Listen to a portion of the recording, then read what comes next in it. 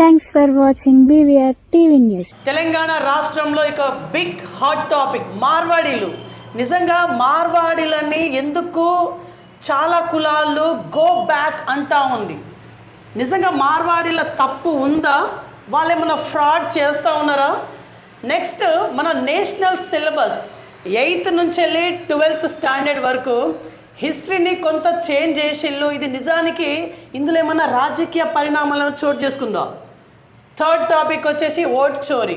So ఈ 3 టాపిక్ల పైన బ్రీఫ్గా చర్చించడానికి ఈరోజు మనం కరీంనగర్ జిల్లాకి రావడం జరిగింది. మనతోనే బీఆర్ఎస్ పార్టీ సీనియర్ నాయకులు, అందులోనూ తెలంగాణ నిఖార్సైన ఉద్యమకారుడైనటువంటి సయ్యద్ నైముద్దీన్ గారు మనతోనే ఉన్నారు.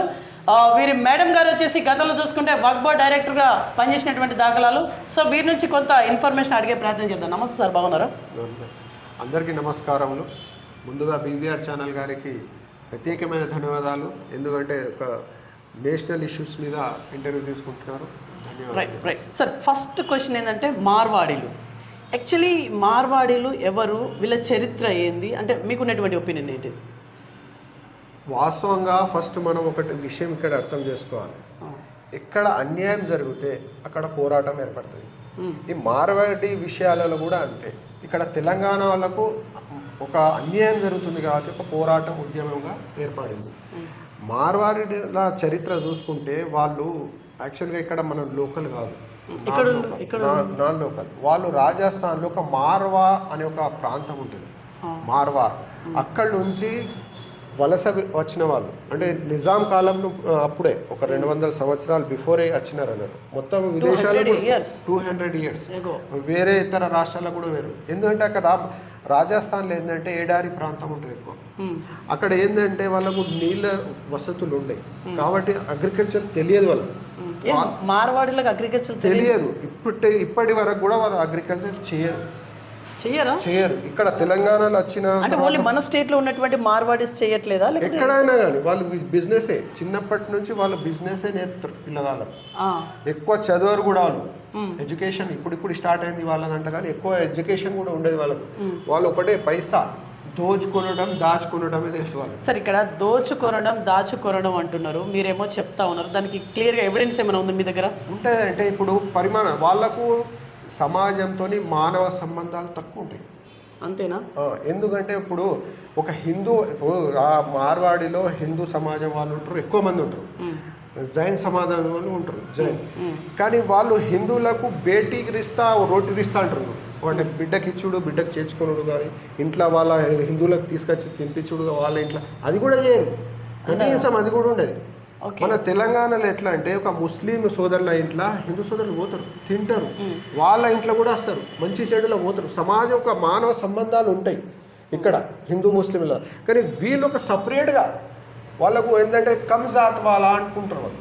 అంటే ఏంటిది? అంటే కంజాత్ వాళ్ళ అంటే చిన్న జాతుల వాళ్ళు. వీళ్ళు మాకన్నా చిన్న జాతి, మనం పెద్ద జాతి,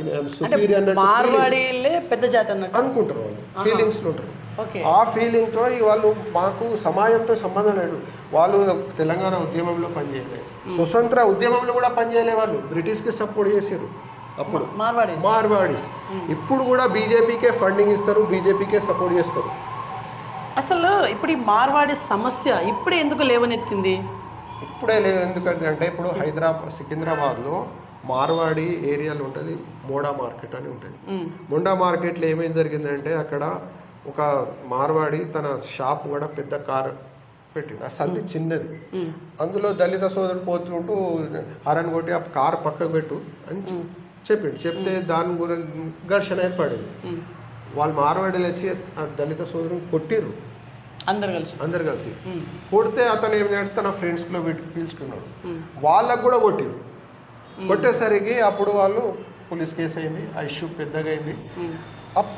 ఇక్కడ రాష్ట్ర ప్రభుత్వం అప్పుడే స్పందించి వాళ్ళకు సరైన కేసు పెట్టి కంట్రోల్ చేస్తే బాగుంటుండే, కానీ చేయక ఏం చేసారంటే ఆ ఇష్యూ పెద్ద వేరే సరుకు ఇప్పుడు FIR బుక్ చేసి కేసు బుక్ చేశారు. అంటే మార్వాడీలు అంటే ఏంటంటే ఒక సామెత ఉంది, జహా రైల్ గాడి నహీ జాతి వహా బైల్గాడి జాతి, జహా బైల్గాడి నహీ జాతి వహా పర్ మార్వాడి ఆ జాతా.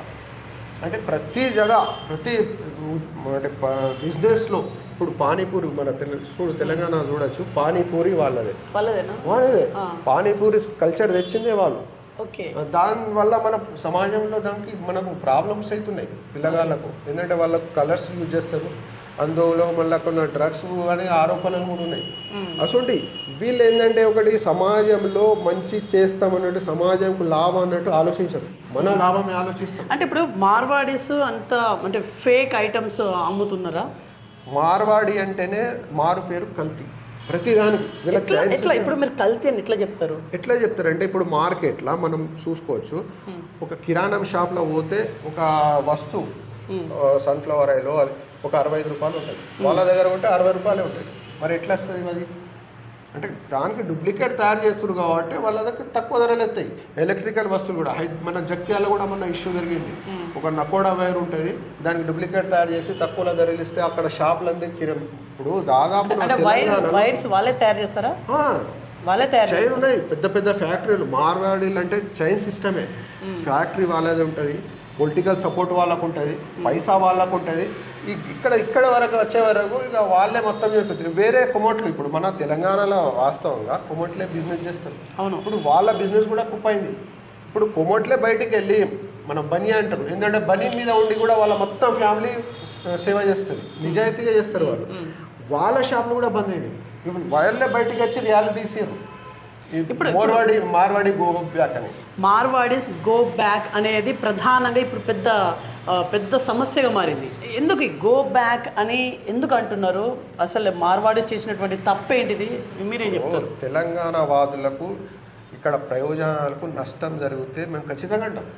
ఎందుకంటాం అంటే మేము బ్రిటిష్ వాళ్ళకే గో బ్యాక్ అన్నాం, రజాకార్లకు గో బ్యాక్ అన్నాం. ఆంధ్రలో మనం వాళ్ళకి రిలేషన్స్ ఉంటాయి మాకు, వాళ్ళ బిడ్డలకు మనం చేసుకుంటాం, మా బిడ్డలకు ఇస్తాం, మా బిజినెస్ ఉంటుంది మా ఇంట్లో. కానీ ఇక్కడ మాకు అన్యాయం జరుగుతుంది కాబట్టి మీరు కూడా గో బ్యాక్ అన్నాం. ఓకే. ఆంధ్రోలకు కూడా గో బ్యాక్ అన్నాం. మరి వీళ్ళకి ఎందుకు అన్నాం? వీళ్ళు మాకు నష్టం జరుగుతుంది. ఒక సింపుల్గా నేను ఒక చిన్న ఉదాహరణ ఇస్తాను.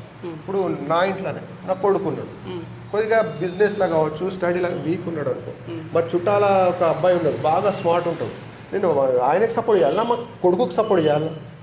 ఆబ్వియస్లీ మీ కొడుకు చేయాలి, ప్రభుత్వం కూడా అదే చేయాలి. మా తెలంగాణ బిడ్డలకు ఈరోజు ఆర్థికంగా వెనుకబడి ఉన్నారు, సామాజికంగా ప్రతి దాంట్లో వెనుకబడి ఉన్నారు. వాళ్ళకు లేపుతలేరు, ప్రభుత్వం లేపుతలేదు, వాళ్ళకే సపోర్ట్ చేస్తుంది.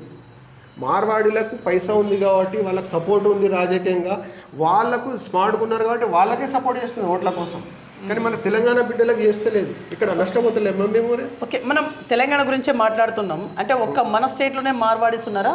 ఇతర స్టేట్లో కూడా ఉన్నారు, ఇతర దేశాలలో ఉన్నారు, ఇతర దేశాలలో కూడా ఉన్నారు, ఇతర రాష్ట్రాలలో కూడా ఉన్నారు, దేశాలలో కూడా ఉన్నారు. దేశాలలో లిబియా దేశాలలో కూడా వాళ్ళ బిజినెస్ అదేనా?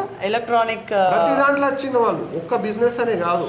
ఇప్పుడు గోల్డ్ స్మిత్ లో కూడా నేను చిన్నప్పుడు మా కరీంనగర్ కదా సార్, బిజినెస్ లో రావడం గొప్ప విషయమే కదా, డెవలప్ అవడం గొప్ప విషయమే కదా, గొప్ప విషయమే. కానీ స్థానికులకు కూడా అవకాశాలు కల్పించాలి కదా. ఇప్పుడు సపోజ్ చిన్న టౌన్ ఉంది, చిన్న టౌన్ లో చిన్న కిరాణాలు ఉంటాయి, చిన్న గోల్డ్ స్మిత్ షాపులు ఉంటాయి. ఇప్పుడు ఒక పెద్ద షాప్ వచ్చేసి జనరల్ స్టోర్ అన్ని ప్రతి వస్తువు దొరుకుతుంది దాంట్లో. అటువంటి షాపులు వచ్చిన తర్వాత వాళ్ళ పరిస్థితి ఏం కావాలి, వాళ్ళు ఎట్లా బతకాలి మనం ఆలోచించాలి కదా. వీళ్ళు పెద్ద మొత్తంలో పెట్టుబడి పెడుతున్నారు, మొత్తం షాపులు బంద్ అయ్యే వరకు చేస్తున్నారు. ఇప్పుడు నా వంతుకు నేను చూస్తున్నా, నేను కరీంనగర్ కదా పుట్టి పెరిగిన. మరి చిన్నప్పుడు కూడా మా మమ్మీతోని గోల్డ్ వర్క్ ఏమైనా ఉంటే వాళ్ళతో పోతుండే, నేను టవర్ కాడ వెళ్తుండే. అక్కడ మొత్తం గోల్డ్ స్మిత్ షాపులు ఉండే చిన్నగా. ఈరోజు ఒక్క షాప్ లేదు, ఒక్క షాప్ లేదు.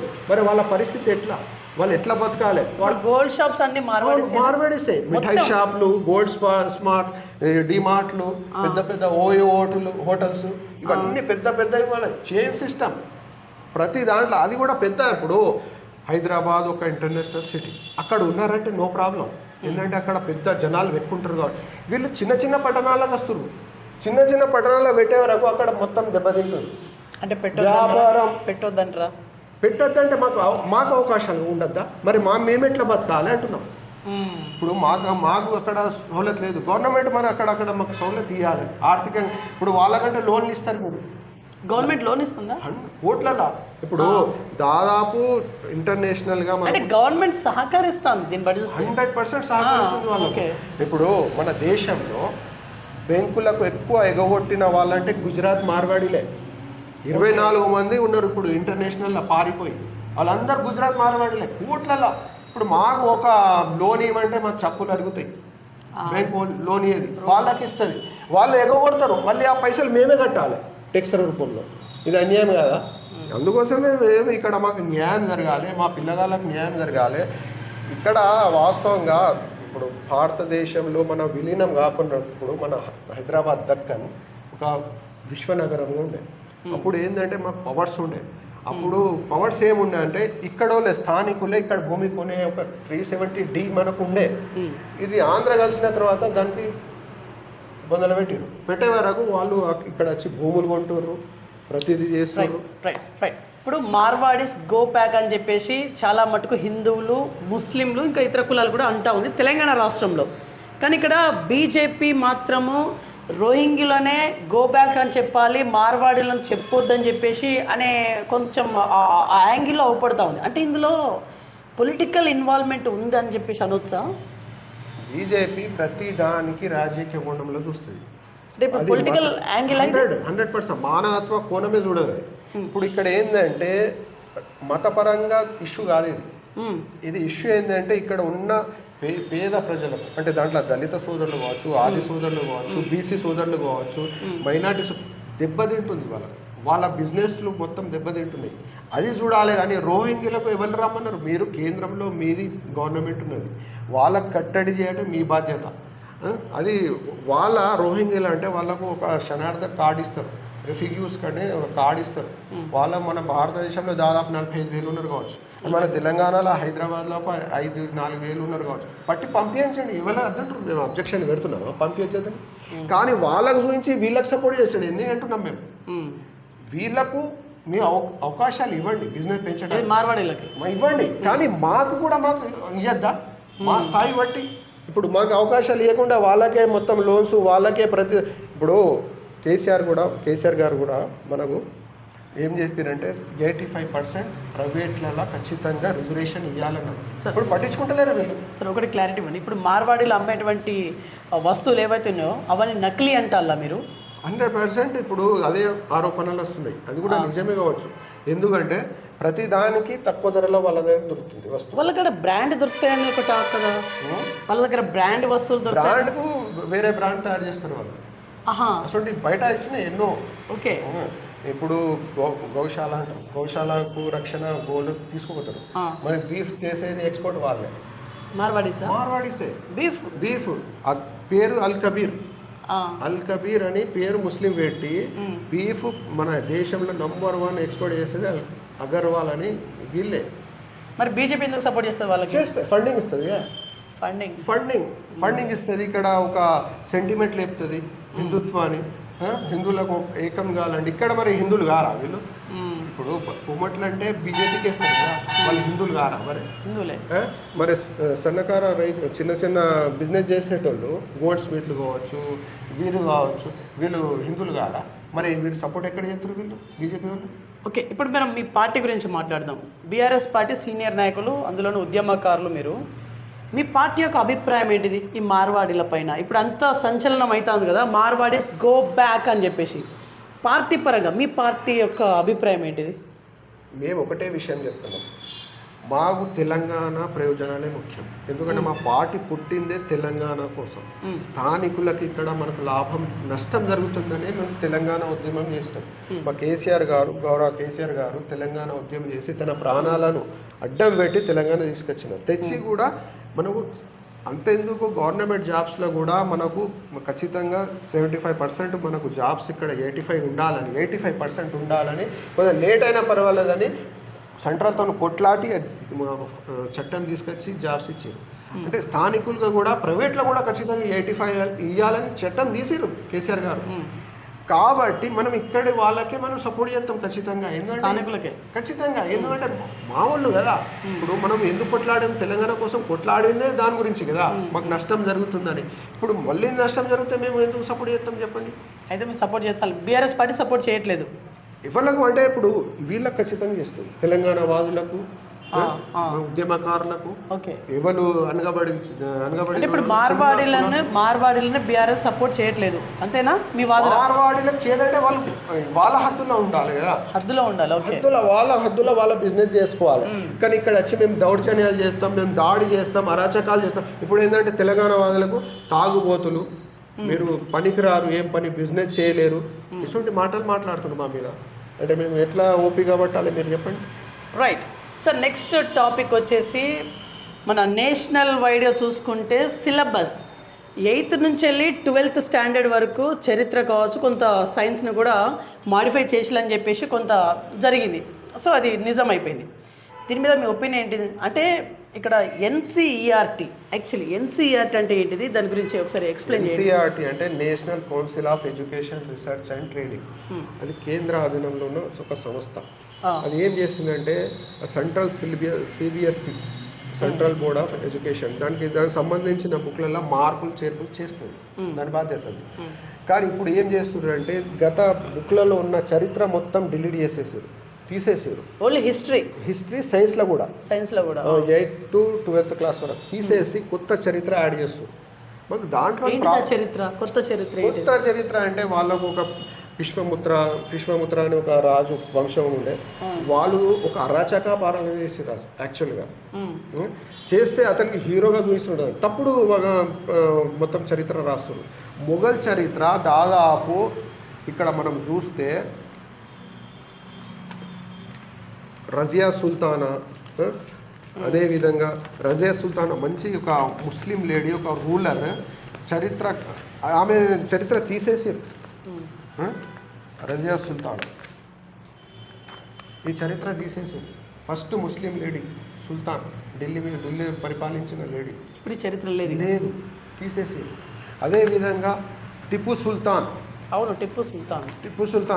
ఒక ఫస్ట్ ఏంటంటే అతను ఉద్యమకారుడు కూడా, స్వతంత్ర ఉద్యమకారుడు, బ్రిటిష్కి వ్యతిరేకంగా కొట్లాడిన ఉద్యమకారుడు టిప్పు సుల్తాన్. హిస్టరీ కూడా లేదు, హిస్టరీ కూడా తీసేసారు. అనేక హిస్టరీలు తీసేసి కొత్త హిస్టరీలు దాంట్లో యాడ్ చేస్తారు. చేసి ఏం చేస్తున్నారంటే ఒక విద్వేషపూర్వకమైన పిల్లగాళ్ళకు ఒక విద్వేషపూర్వకమైన చరిత్రను వాళ్ళు దాంట్లో యాడ్ చేస్తున్నారు. చేసి చరిత్ర ఇప్పుడు మాకేందంటే చరిత్రనే ఉంటుంది. ఇప్పుడు ఎన్నో చరిత్రలు ఉంటాయి. ఇప్పుడు ఇది గులాంగిరి, జ్యోతిరావు పుల్లే రాసిన జీవిత చరిత్ర గులాంగిరి. దీంట్లో వాళ్ళు చేసిన వీళ్ళకు RSSకు వాళ్ళు చేసిన అరాచకాలకు వ్యతిరేకంగా రాసిన బుక్ ఇది. ఖచ్చితంగా అందరూ చదవాలి. ఇది అంటే చరిత్రలో ఉంటుంది. దీన్ని మార్చేస్తున్నారు వాళ్ళు ఖచ్చితంగా. ఇప్పుడు ఏం మార్చేస్తున్నారు అంటే ఇప్పుడు మొఘల్ ఒక విలన్గా చూపిస్తారు ముస్లింలు. అక్బర్ రాజు అంటే సమ్రాట్ అక్బర్ పరిపాలన చేసిండు. మొఘల్ దాదాపు ఒక 600 పరిపాలన చేస్తారు, 600 సంవత్సరాలు పరిపాలన చేస్తారు. మొఘల్కి ముందు కూడా ఇంకా ముస్లింలు ఒక 400 సంవత్సరాలు పరిపాలన చేస్తారు. ఖిల్జీ, లోఢీ, సయ్యద్లు అని అంటే దాదాపు 1000 సంవత్సరాలు పరిపాలన చేశారు. వాళ్ళ చరిత్ర మొత్తం తీసేసి ఎంత రాజకీయం అంటున్నారు? రాజకీయం 100%. ఇప్పుడు విదేశాలలో మా పిల్లగాళ్ళు పోతారు. మీ దేశం యొక్క చరిత్ర మీకే తెలియదు అని చెప్పరా? హేళన అయ్యారా మా పిల్లలు? ఇది వాస్తవం జరిగిన చరిత్ర కదా. వాళ్ళ కట్టడాలు కూడా ఉన్నాయి కదా. మీరు తీసుకొచ్చి కొత్త చరిత్ర యాడ్ చేస్తున్నారు దాంట్లో. విశ్వామిత్ర అనే ఒక వంశము జరిగినది, బ్రహ్మ సమాజానికి చెందిన వంశము. ఆ రాజు బుద్ధు సమాజానికి మొత్తం బుద్ధ విగ్రహాలు కుల్లగొట్టిండు. అదేవిధంగా వాళ్ళకి తల నరికిండు. ఒక 100 నాణేలు బంగారు నాణేలు ఇస్తా, ప్రతి ఒక్కరు తల నరికి తీసుకొస్తాను. అది క్రూరమైన పరిపాలన చేశాడు.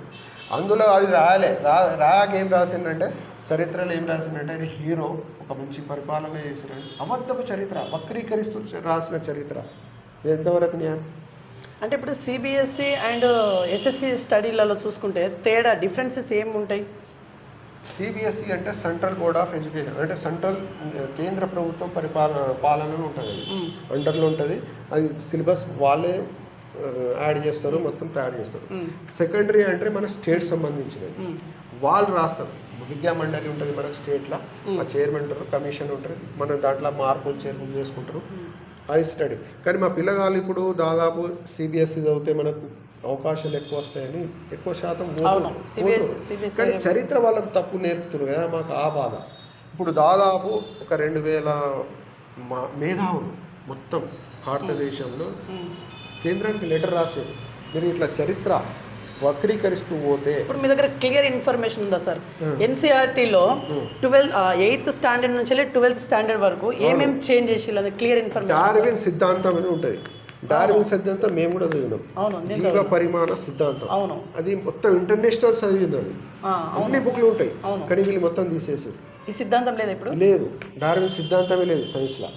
CBSE స్టడీ ఇది పెద్ద ప్రాబ్లం కదా. ఇప్పుడు ఆ పిల్లగాళ్ళు ఏం చదవాలి? ఇప్పుడు ఇంటర్నేషనల్గా జాబ్స్ పోయినప్పుడు నీకు డార్విన్ సిద్ధాంతం రాదు, థియరీ రాదు, నువ్వు ఏం చదివినని చెప్పారు ఆ హేళన. దీని బదులు ఏం చేస్తున్నారంటే వాళ్ళు మనస్ఫూర్తికి సంబంధించిన విషయాలను దాంట్లో జోడిస్తారు. మనస్ఫూర్తి మనుషులు తల నుండి పుట్టి అసొంటి దాంట్లో యాడ్ చేస్తారు. అదేవిధంగా కుంభమేళా అని వాళ్ళు యాడ్ చేస్తారు. అసొంటి యాడ్ చేయని మనం అభ్యంతరాలు, కానీ ఇది కూడా ఉండాలి కదా, ఇది రియాలిటీ కదా. సైన్స్ అంటే ఇప్పుడు ప్రతిదీ సైన్స్తో నడుతుంది. సైన్సే మీరు పక్కకు పెట్టితే పిల్లగాళ్ళకు సైన్స్ చదవక ఇట్లా ఇటువంటి వక్రీకరించి తప్పుడు చరిత్ర డార్విన్ సిద్ధాంతాన్ని ఎందుకు పక్కన పెట్టినట్టు? వాళ్ళు నమ్మరు డార్విన్ సిద్ధాంతాన్ని. వాళ్ళు ఏంటంటే వాళ్ళు మనిషికి ఇట్లా తల నుండి పుట్టిరు అని. డార్విన్ సిద్ధాంతం ఏంటంటే జీవ పరిమాణం చెందుతూ మనిషి వచ్చింది అంటారు. కోతి జీవం ఏక జీవం వచ్చింది ఫస్ట్, తర్వాత బహుజీవం ఇట్లా చేంజ్ చేసుకుంటూ వచ్చి ఒక మనిషి ఇట్లా తయారైంది సైన్స్ చెప్తుంది. అది ప్రపంచం మొత్తం నమ్ముతుంది, అది ప్రపంచం మొత్తం స్టడీస్ అవుతాయి. కానీ మా స్టడీ మా పిల్లగాళ్ళకి తీసేస్తాం. ఇది నిజంగా దీనివల్ల ఇబ్బంది అవుతుంది. ఇబ్బంది కదా పిల్లగాళ్ళకు. ప్రపంచం అంతా చదివేది ఒకటి, మనం చదివేది ఒకటి. ఇటువంటి అనాలోచిత నిర్ణయాల వల్ల మన దేశానికి చాలా నష్టం వస్తుంది. మేధావులు కావచ్చు, సంఘాలు దీనికి స్పందించాలి, మాట్లాడాలి. ఇది పెద్ద ఇష్యూలు ఇవి. ఇది ఓకే పుష్యమిత్ర రాజవంశకుడు అతన్ని ఎన్సీఆర్టీ బుక్లో రాయడం వల్ల మీకు కలిగే అసంతృప్తి ఏంటి? యాక్చువల్లీ రాస్తే తప్పేముంది అంటే రియల్ రాయాలి. అతను చేసిన అబద్ధాలే రాశాడు. రియల్ ఏంటంటే అతను ఒక బ్రహ్మ సమాజానికి ఆర్యుల లాస్ట్ చక్రవర్తికి కుట్రతో చంపి రాజుగా ఆయన ప్రకటించుకున్నాడు. పుష్పమిత్ర. అది చరిత్ర, నిజమైన చరిత్ర. ప్రకటించుకొని బుద్ధ సమాజానికి మొత్తం అనుకోదొక్కాడు. నలంద విశ్వవిద్యాలయం అని ఉంటుంది, ఫేమస్, అది తెలుసుగా మనం. దాని మీద దాడి చేసి ధ్వంసం చేసి 3 సార్లు దాడి చేసి మొత్తం చరిత్రను అక్కడి నుంచి ఉన్న బుక్స్లో మొత్తం కాలువట్టిండు. బుద్ధులను నరికితే పైసలు ఇస్తామని, డబ్బులు అంటే గోల్డ్ అవి ఇస్తామని చెప్పి నలంద విశ్వవిద్యాలయం 3 సార్లు దాడి చేసింది. చరిత్ర ఇది. అసలు క్రూరమైన ఒక పరిపాలన చేసిండు. తలాన్ని నరికి ఎవరు బుద్ధులు ఉంటారో బుద్ధుల తల అప్పుడే మొత్తం బుద్ధుల సమాజం ఇక్కడి నుంచి పారిపోయింది. ఈయన పరిపాలననే మనస్ఫూర్తి రాసేది బ్రహ్మణ సమాజం. పుష్పమిత్ర పరిపాలన అప్పుడే రాసేది. అదే ఇతను మొత్తం క్రూరమైన పరిపాలన చేసేది. కానీ ఈయనకి ఇప్పుడు హీరోని చూస్తుంది దాంట్లో.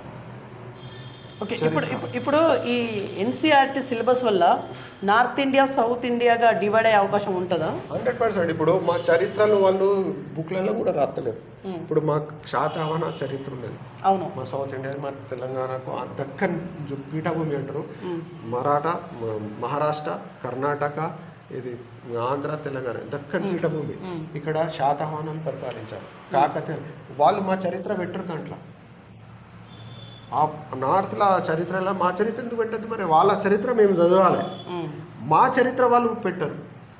అంటే వాళ్ళ భాషలు మాకు మీద రుద్దుతారు, మా భాష పెట్టరు అక్కడ. మరి ఇది పొలిటికల్ యాంగిలేనా? 100% కదా. ఇప్పుడు మాకు ఒక అంటే ఎడ్యుకేషన్ మీద కూడా పొలిటికలేనా వాళ్ళు చేస్తున్నారు. ప్రతి దాంట్లో మనకు ఒక మతం కోణంతో మనమే ఒకటి. వాళ్ళ ఆర్ఎస్ఎస్ ఎజెండానే ఒకటి, ఒక హిందూ రాష్ట్ర చేయాలి, ఈ కాన్స్టిట్యూషన్ ఉన్నది రద్దు చేయాలి, మనస్ఫూర్తి అమలు చేయాలి.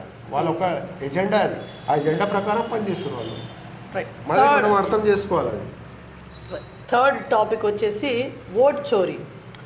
దీని గురించి మీకు చాలా బాగా తెలుసు, ఎందుకంటే రాహుల్ గాంధీ గారు చెప్పినటువంటి ఒక స్టేట్మెంట్ ఓట్ చోరీ అనేది దేశవ్యాప్తంగా పెద్ద ఎత్తున ప్రకంపనలు సృష్టిస్తూ ఉంది. స్టిల్ నవ్వు ఇప్పటికీ యాక్చువల్లీ ఓట్ చోరీ అనే వర్డ్ మీద మీ వివరణ ఏంటిది? వాస్తవంగా మన భారతదేశంలో పుట్టిన ప్రతి వ్యక్తి 18 సంవత్సరాలు నిండినా అతనికి ఓటు హక్కు ఉంటుంది. అవును. కానీ ఇక్కడ ఏంటంటే ఇప్పుడు ఎలక్షన్ కమిషన్ ఏం చేస్తుందంటే ఆ పేదవారి ఓట్లను లాక్కోవడానికి బీజేపీకి ఎవరు ఓటేస్తారో వాళ్ళకు హక్కు ఇవ్వడానికి ప్రయత్నిస్తుంది. ఎందుకు ప్రయత్నిస్తుందంటే మనం చూడొచ్చు, ఎలక్షన్ కమిషనర్ ఇప్పుడు ఎవరు ఉన్నారంటే ఒక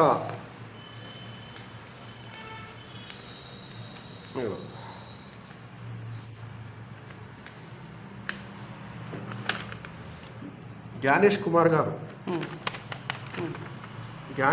గారు ఎలక్షన్ కమిషనర్గా ఉన్నారు. ఈ సారు అమిత్ షా కార్యదర్శిగా పనిచేస్తున్నారు. అమిత్ షా అంటే మినిస్టర్ ఉంటారు. అటువంటి వ్యక్తులకు వీళ్ళు తీసుకొచ్చి ఒక పెద్ద పదవి అప్పగిస్తే వాళ్ళు ఎట్లనే చేస్తారు, కేంద్ర ప్రభుత్వం చెప్పినట్టే వింటారు. యాక్చువల్గా మనం 1950లా ఇది కాన్స్టిట్యూషనల్ బాడీది, అంటే రాజ్యాంగబద్ధంగా ఏర్పడిన ఎలక్షన్ కమిషన్. దీనికి పవర్స్ ఉంటాయి. ఇది కేంద్ర ప్రభుత్వం ఆధీనంలో పనిచేయదు. ఇది సొంత కేంద్ర ప్రభుత్వానికి ఆదేశిస్తుంది మాకు ఈ సవతలు కల్పించాలని మేము ఇట్లా చేస్తామని. అంతేగాని ఇక్కడ ఏమైందంటే ఇప్పుడు బయట వాళ్ళ ఆధీనంలో ఏర్పడి ఈ ఓట్లకు మొత్తం 4-5 రకాలుగా చోరీ చేస్తున్నారు. ఎట్లా చోరీ చేస్తున్నారంటే ఒక ఇంటి నెంబర్ 0 ఉంటే కూడా దాంట్లో ఒక 200 ఓట్లు కొత్త ఓట్లు తయారు చేస్తారు. 200 కొత్త ఓట్లు తయారు చేస్తారు. ఒక్క ఇంటిగా 0 అసలు ఇంటి నెంబర్ 0 ఉండదు, ఎక్కడ ఉండదు. అయినా కూడా ఇంటి నెంబర్ 0 పెట్టి 200 ఓట్లు డూప్లికేట్ ఓట్లు తయారు చేస్తారు. అదే ఒక కాంగ్రెస్కు లేక ఇతర పార్టీలకు వచ్చే ఏరియాలో మొత్తం ఓట్లు మొత్తం క్లోజ్ చేస్తారు, వాళ్ళు చనిపోయినట్టు లేకపోతే ఇక్కడ లేనట్టు. అదేవిధంగా ఈవీఎంల కూడా టెక్నికల్ ఇటువంటి ఆరోపణలు వస్తున్నాయి దాని మీద. ఇప్పుడు రాహుల్ గాంధీ గారు చేసినటువంటి ఈసీఐ పైన ఆరోపణలు చేసలేదా? ఇది నిజం అని నమ్మాలా? భారతదేశంలో దాదాపు అందరు నమ్ముతున్నారు. ఎందుకంటే అతను ఒక 6 నెలలు కర్ణాటక బీజేపీ కొట్టిపడేస్తుంది కదా, ఈవెన్ ఈసీ కూడా కొట్టిపడేస్తాను. సుప్రీంకోర్టు అయితే చెప్పింది. సుప్రీంకోర్టు కూడా ఇప్పుడు ఆధార్ ఇవాళ పేపర్లు వచ్చింది, ఆధార్ కంపల్సరీ పెట్టాలి మీరని చెప్తుంది.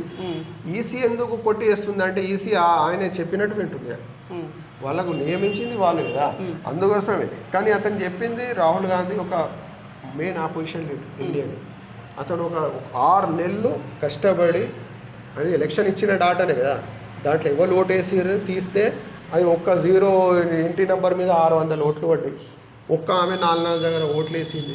ఎట్లా వస్తాయి మరి ఇవన్నీ ఓట్లు? అంటే ఇప్పుడు సుప్రీంకోర్టు ఏదైతే ఎలక్షన్ కమిషన్ ఆఫ్ ఇండియాకి ఆదేశాలు ఏదైతే ఇచ్చిందో అది ఓన్లీ ఆధార్ కార్డ్ గురించేనా? స్పెషల్గా ఆధార్ కార్డ్. ఇంకొక విషయం ఏంటంటే 65 లక్షల ఓట్లు వీళ్ళు డిలీట్ చేసారు. ఎందుకు? ఎలక్షన్ కమిషన్ ఇక్కడ లేరు, వీళ్ళు చనిపోయారు. 65 లక్షలు తీస్తే దాంట్లో ఒక యాక్టివిస్ట్ ఎవరు అంటే యోగేష్ యాదవ్ అని అతను డైరెక్ట్ కోర్టుకే తీసుకుపోయాడు. కొందరు సుప్రీంకోర్టుకి తీసుకోపోయి వీళ్ళ పేర్లు రాలే, మీరు బతికిన్నారు మరి దాంట్లో డెత్ అని చూపిస్తుందని చెప్పాడు. అంటే వీళ్ళకి అనుకూలమైన వాళ్ళ పేర్లు ఎక్కిస్తుర్రు, వీళ్ళు అనుకూలం లేని వాళ్ళకు డెత్ లేకపోతే తీసేస్తారు. ఇది అన్యాయం కాకుంటే ఏంటిది? ప్రజాస్వామి కూని కాకుంటే ఏంటిది? బీహార్లో ఎలక్షన్ నడుమ ఇదంతా పెద్ద ప్రకంపనలు ఇదంతా. ఇప్పుడు బీహార్లో ఎస్ఐఆర్ అమలు కాబోతుంది, దీని మీ అభిప్రాయం ఏంటిది? ఎస్ఐఆర్ అంటే స్పెషల్ ఇంటెన్సివ్ రివిజన్. అదే వాళ్ళు చేసేది ఇదే, అసలు స్టార్టింగ్ చేసేది కుట్ర ఇదే, దీని మీదనే. ఓట్లను తగ్గించడం అంటారా? తగ్గించడం కాదు, వాళ్ళు ఏం చేస్తారంటే ఇంటింటికి పోయి ఒకటి అది ఇస్తారు. ఏమి ఇస్తారు? ఎన్యూమరేషన్ ఫామ్ ఇస్తారు. ఒకటి ఎన్యూమరేషన్ ఫామ్ అని ఇస్తారు. ఇట్లా ఫామ్ ఇచ్చింది, 2 ఫోటోలు దాంట్లో మొత్తం 11 డాక్యుమెంట్స్లో ఏదన్నా డాక్యుమెంట్ యాడ్ చేయాలి ఇవ్వాలని. అయితే ఇవి ఫామ్లు అందరికి ఇవ్వలే, కొందరు ఏరియాలో ఇచ్చారు, కొందరు ఇవ్వలే. అంటే బూత్ లెవెల్ ఆఫీసర్, చిన్న ఆఫీసర్ అది ఆశా వర్కర్లకు పెడతారు, లేకపోతే వార్డ్ లెవెల్ కన్నా చిన్న జాబ్ చేసే వాళ్ళకు వీళ్ళకు బూత్ లెవెల్ ఆఫీసర్ అని పెడతారు. వీళ్ళు ఏం చేయాలంటే పొలిటికల్ దబావులు ఉంటారు. ఆ ఏరియాలో అవసరం లేదు తర్వాత చూద్దామంటే అటు ఆగిపోతారు. అంటే అటు పడే కాంగ్రెస్కు కానీ ఇతర లోకల్ పార్టీలకు పడే ఓట్లన్నీ అటు ఫామ్లు పోవు. ఫామ్లు ఇచ్చిన వాళ్ళ పేర్లు ఓటర్ లిస్ట్లో యాడ్ చేస్తారు. ఇది ఒక కుట్ర. బీహార్లో చేసింది అట్లనే చేసి 65 లక్షల ఓటర్లకు డిలీట్ చేసింది. అయితే సుప్రీంకోర్టు ఏం చేసిందంటే డిలీట్ చేసింది, చేసి కూడా మేము ఆ లిస్ట్ ఇయ్యం, డిలీట్ చేసింది అంటుంది. ఎందుకు ఇయ్యదని సుప్రీంకోర్టు అడిగింది. అది పబ్లిక్ డెమోలో పెట్టాలి ఖచ్చితంగా. ఏంటంటే ఇప్పుడు నేనున్నా, నా ఓటు పోయిందండి లేకపోతే డెత్ అని ఉంటే నేను పోతుంది, అప్రోచ్ అవుతుంది కదా, నాకు తెలియకుంటే నాకేం తెలుస్తుంది? అవును, అట్లా అందుకోసమే రాజకీయ కోణంలో చూడాలి. రాజకీయమే. బీజేపీ ఆర్ఎస్ఎస్ అన్ని వ్యవస్థలను ధ్వంసం చేస్తుంది, అన్ని వ్యవస్థలను ఆధీనంలో పెట్టుకుంటుంది, వాళ్ళు చెప్పినట్టు వినాలన్నట్టు చేస్తుంది. ఎందుకంటే మనదే రాజ్యం ఉండాలి ఎప్పుడు అన్నట్టు. రైట్. ఈ ఓట్ చోరీ అంశం మీద ఇప్పటిదాకా మీరు చెప్పిళ్ళు, మీ పార్టీ యొక్క అభిప్రాయం ఏంటి సార్? మా పార్టీ కూడా అక్కడ ఎలక్షన్ కమిషన్కి పోయి ఢిల్లీ మా ఎవరు మా వర్కింగ్ ప్రెసిడెంట్ గౌరవ కేటీఆర్ గారు, అదేవిధంగా వినోద్ కుమార్ గారు, మా మాజీ ఎంపీ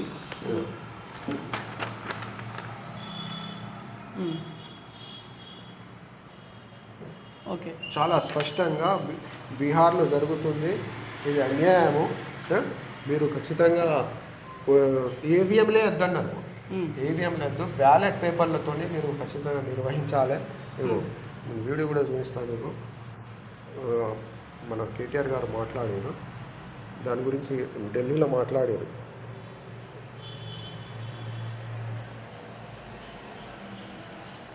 బ్యాలెట్ పేపర్ ఉంటుంది, కరెక్ట్ ఎలక్షన్స్ నిర్వహించవచ్చు. ఇది ఏవిఎంలతో బాగా చోరీ అవుతుంది.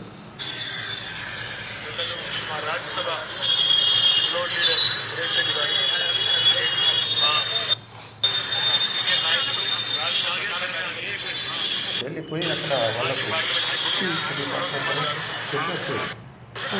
ఖండించారు, బీహార్లో అన్యాయాన్ని ఖండించారు.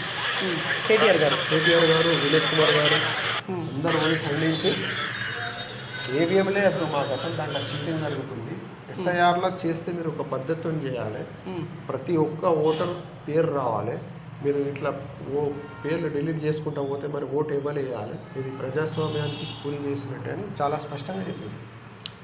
సో ఇది యాక్చువల్లీ ఇంకేమైనా ఉందా సార్ మీరు చెప్పుకునే లాస్ట్ అండ్ ఫైనల్ అంటే ఒకటి ఇవాళ పేపర్లో ఆంధ్రజ్యోతిలో వచ్చింది, జైలు నుంచి పాలన కుదరదని ఒక బిల్ తీసుకొచ్చారు కేంద్ర ప్రభుత్వం సెంట్రల్. ఇప్పుడు సెంట్రల్ సమావేశాలు నిన్నటికి క్లోజ్ అయిన సమావేశాలు, ఒక బిల్ తీసుకొచ్చింది. ఎంత ఘోరమైన బిల్ అంటే, అనాలోచిత బిల్ అంటే, ఒక ఎంపీ కావచ్చు, లేకపోతే ఒక కేంద్ర మంత్రి కావచ్చు, ఒక సీఎం కావచ్చు, ఒక ప్రైమ్ మినిస్టర్ కావచ్చు, ఒక 30 రోజులు జైలు ఉంటే అతను పదవి క్లోజ్ అన్నట్టు, రాజీనామా చేయాలన్నట్టు అసలు బిల్ తీసుకొచ్చింది. మంచిదా? ఇది హర్షించదగ్గ విషయమా లేకపోతే? ఇప్పుడు గతంలో ఒకటి చిన్న ఇష్యూ సుప్రీంకోర్టులో, ఒక కంపెనీలో ఒక అతను ఉద్యోగం చేస్తాడు, అతను దాదాపు అక్కడ అతను కొన్ని ప్రాబ్లమ్స్ అయితే కేసు పెట్టారు వాళ్ళు కంపెనీ పెడితే, అతను పోయి అక్కడ అప్రోచ్ అయ్యి మొత్తం కొట్లాడిన తర్వాత అతను ఆరోపణలు తప్పనే లేవు. ఎప్పుడైతే మళ్ళీ కోర్టు పోయాడు, నా ఉద్యోగం ఇవ్వాలి, వాళ్ళు ఎన్ని సంవత్సరాలు నాకు జాబ్, నేను అన్ఎంప్లాయిడ్ కూడా నాకు డబ్బులు కూడా ఇవ్వాలి, నా సాలరీ ఇవ్వాలంటే సుప్రీంకోర్టు స్ట్రిక్ట్లీ చెప్పింది అతనికి జాబ్ ఇవ్వాలి, మళ్ళీ ఆ డబ్బులు కూడా ఇవ్వాలని. అప్పుడు ఇచ్చేసి ఇది కూడా ఎట్లనే అవుతుంది. రేపు ఒక సీఎం అతనికి ఇవాళ ఎన్నో కేసులలో ఇరికించి ఒక 30 రోజులు దాంట్లో జైల్లో పోతే అతను 10 పోతుంది. పోయిన తర్వాత అతనికి మళ్ళీ కోర్టు ఎన్ని సంవత్సరాలు నడుతుంది కేసు, ఒక 5-10 సంవత్సరాలు నడుతుంది. అదే కాదు తప్పు అతని మీద ఆరోపణలు అంటే మళ్ళీ సీఎం ఇస్తారు ఆయనకు. లేదు, చట్టంగా మారితే అంతే తప్పు కదా అది, ఆ చట్టమే తప్పు. అది అనాలోచిత నిర్ణయాల వల్ల మన దేశాన్ని నష్టం చేస్తున్నారు వీళ్ళు. ఇది దాదాపు దీనికి 300 ఎంపీలు బయటకు వచ్చి మొన్న ఖండించారు, ఇండియా కూటమి వాళ్ళు ఖండించారు ఇది తప్పు అని. ఇటువంటి ఒకటే విషయం, బీజేపీ కానీ ఆర్ఎస్ఎస్ కానీ అనాలోచిత నిర్ణయాల వల్ల మన దేశం నష్టం చేస్తుంది. మేము ఇప్పుడు కూడా జాగృతి కాకుంటే ఒకవేళ సమాజం, ఇప్పుడు ఎవరైనా కూడా మంచి సమాజం, ఇప్పుడు నేను ఒక ఓసీ క్యాండిడేట్ అంటే సయ్యద్ అంటే ఓసీలు వస్తాను, నేను దళిత సోదరులకు ఏమైనా ప్రాబ్లం అయితే కూడా మాట్లాడతాను, బీసీ సోదరులకు కూడా. ఎందుకంటే మనం ఒక సమాజం, మంచి సమాజం గురించి ఏర్పాటు చేయడానికి కృషి చేయాలి, అంతేగాని స్వార్థపరంగా చూసుకుంటూ ఒక రాజకీయాలు చేసుకుంటూ ఒక సమాజాన్ని, మన దేశాన్ని నాశనం చేసే దిశగా తీసుకోపోతున్న ఆర్ఎస్ఎస్కు మనం ఖచ్చితంగా ఆపకుంటే మనం ఖచ్చితంగా మేము ఫెయిల్ అవుతాం. మా దేశం ఇంకా నష్టం జరుగుతుంది. అది ఆలోచించాలి.